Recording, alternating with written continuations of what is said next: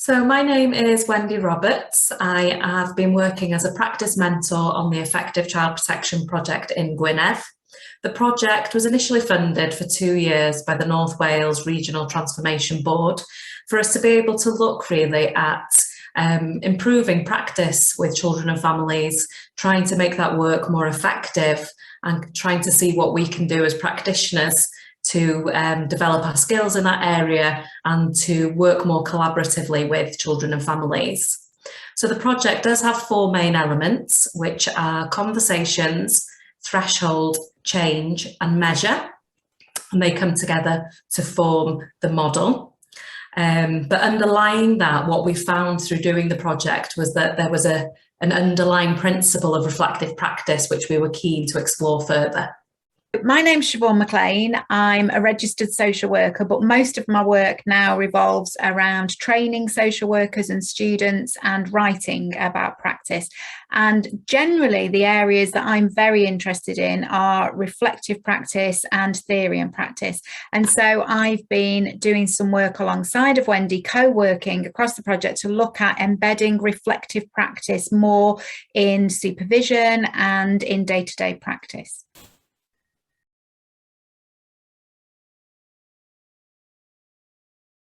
I think what is reflective practice is actually it's a much more complicated question than it seems on the face of it, isn't it? Because it's so layered. It's so reflection and reflective practice. There are so many layers to it, really. On a very basic level, it's just about thinking, thinking about what you're doing while you're doing it and after you've done it. It's just about constantly thinking about your practice and the work that you're doing.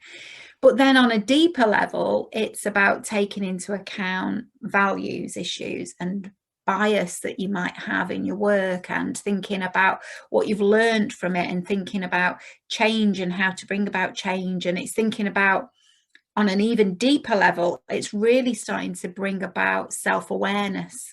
So you start to think about yourself and the impact that you've had on the situation, the impact the situation has had on you. Why do you see it in this way and another person sees it in another way? It's all of that. So it's so layered in terms of what it is. And I wonder if sometimes it's almost presented as something that's actually quite simple, and it isn't simple. It is quite a layered, complex thing. So I suppose that's my thoughts. What about you, Wendy?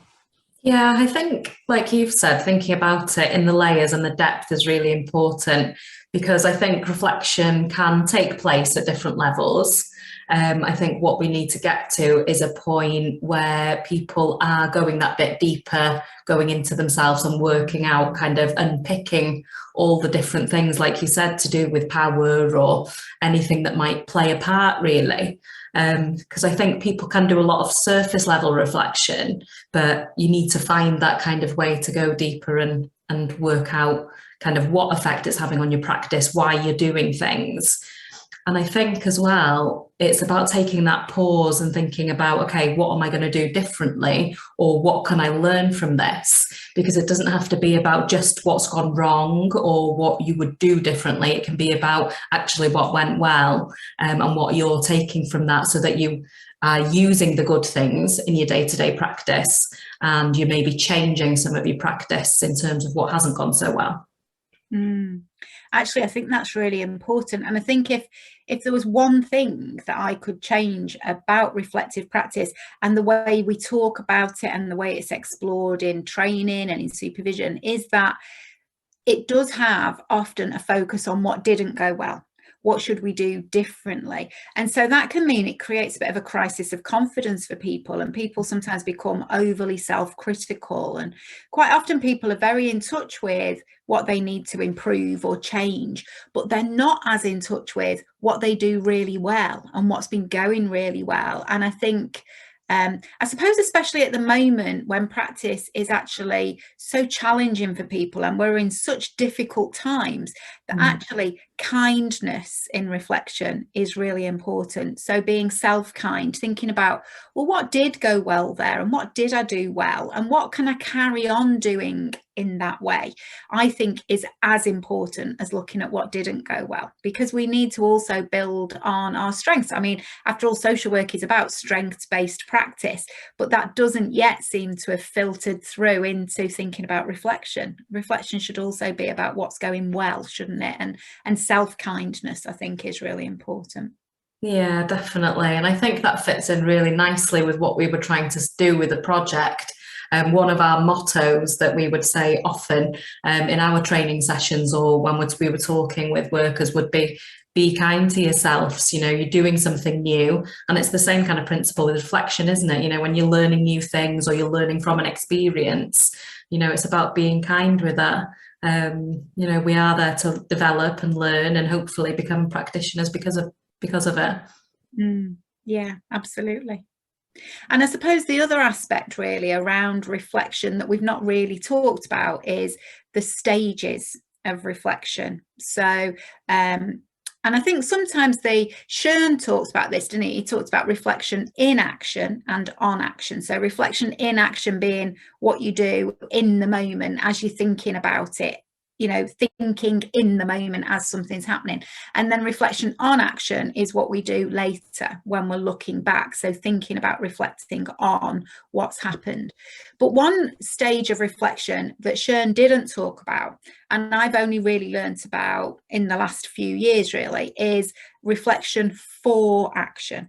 And that's about thinking ahead, reflecting before we do something. And that reflection for action, really interestingly, comes from engineering, and I've only kind of really learned about this recently, but it comes from engineering, where their view is, you know, we don't build a bridge and then it falls down and then we reflect afterwards on why did it fall down. We actually reflect before, and that's the most important stage of reflection. So we do a lot of the problem solving before the action, and that's the reflecting before. And I think that's such an important stage, but we don't talk about that very much in our social work training.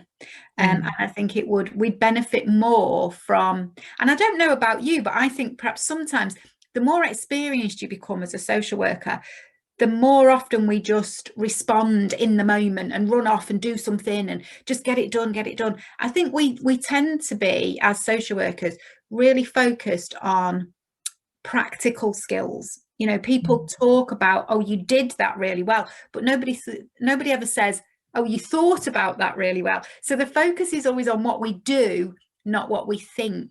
So I wonder if sometimes we jump in and we could spend a bit more time thinking ahead and planning ahead. And that reflection for action for me is perhaps one of the most important stages of reflection, I think. That's really made me consider in terms of supervision and how we use supervision for reflecting on the work that we've done with people, but how many social workers actually use it to take a step back and think, actually, I want to use this reflection time to plan for my visit with a family. I think social workers can be very good at planning things and thinking about what they need to do, but maybe they don't unpick that and reflect on it and think, why am I doing this with this family, and what do I want to achieve from that session? So maybe spending that time reflecting for action would be really useful. Yeah. And actually that gives me a connection that I've not thought about before in terms of supervision, because there's some research on supervision that David Wilkins and his team did, and that talks about how a worker should come out of supervision in relation to each family they're working with. They should be able to look at and think about, what am I going to do in the next couple of visits with this family? Why am I doing that? And how am I going to do it? And I think that what, why, and how as a really basic reflective framework could be helpful to reflect for action, you know, as adding into the planning ahead. But planning is more of a kind of description of what I'm going to do, isn't it? Whereas the reflection for action is thinking through the different possibilities. So I think that's made a really good connection there.